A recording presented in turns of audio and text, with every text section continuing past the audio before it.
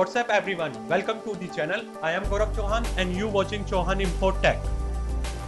Last video में हमने maturity claim की अमाउंट के बारे में बात की थी।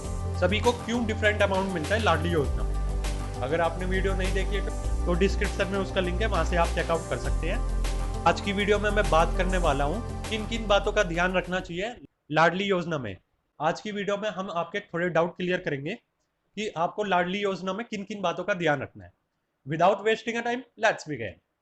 जो सबसे पहला डाउट होता है, मान लीजिए इट मींस कि आपने पहली क्लास में या जन्म पे बच्ची का फॉर्म भरा, उसके बाद आपसे स्लिप मिस हो गई, तो इस केस में आप क्या करोगे?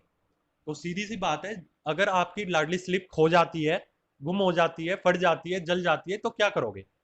सबसे बेस्ट ऑप्शन ये है कि आप लाडली ऑफिस जाइए, इट मीन डिस्ट्रिक्ट ऑफिस जाइए, जिला कार्यालय, अपने डॉक्यूमेंट्स के साथ। इट मीन्स बच्ची का बर्थ सर्टिफिकेट जरूर लेके जाना। इससे 90% श्योर है कि जो आपकी स्टॉल हो गई थी या खो गई थी स्लिप, उसका डाटा मिल सके। ये पहला डाउट था कि पेरेंट्स या बच्चे भूल जाते हैं जब पहली बार वो फॉर्म भरते हैं, या तो उनकी स्लिप खो जाती है, मिसप्लेस हो जाती है या फट जाती है।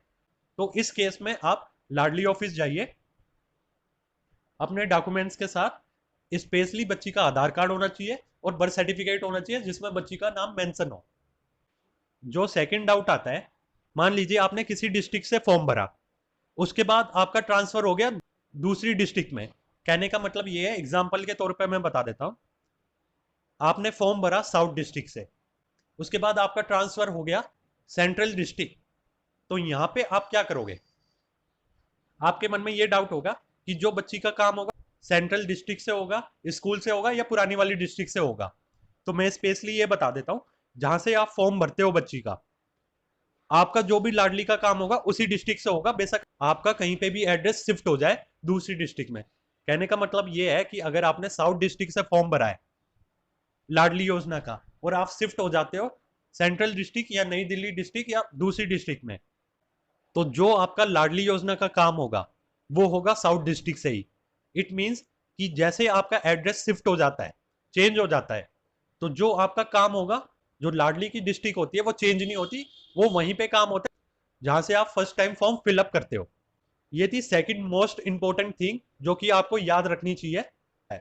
जो हमारा थर्ड इंपॉर्टेंट पॉइंट होता है वो ये होता है कि मान लीजिए आपने किसी क्लास में फॉर्म भरा था या जन्म पे फॉर्म भरा था, उसके बाद आपकी स्लिप मिसप्लेस हो जाती है, गुम हो जाती है।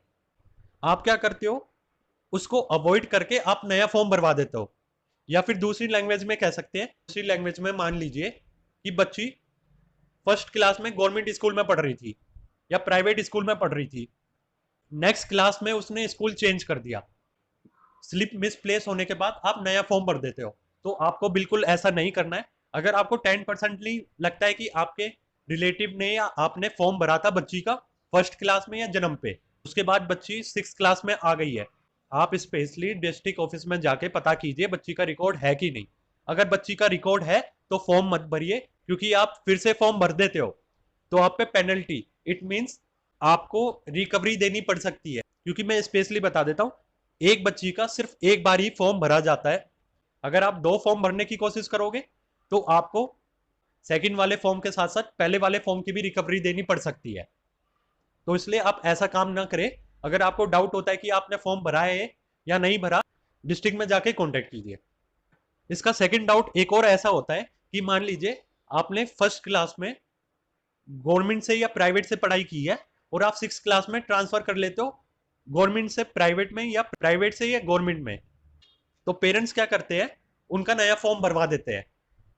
उनको लगता है कि पुरानी वाली स्लिप काम नहीं करेगी, उनको लगता है कि स्कूल शिफ्ट करने से पुरानी वाली स्लिप काम नहीं करेगी। तो स्पेशली मैं बता देता हूं, जब भी आप फॉर्म भरोगे लाडली योजना का, वो एक टाइम ही भरा जाता है, चाहे वो अपने जन्म पे भरा हो, पहली, छठी, 9वीं, 11वीं, 12वीं, आप कभी फॉर्म भरो तो उसी स्लिप से काम होगा जो आपको फर्स्ट टाइम मिली है।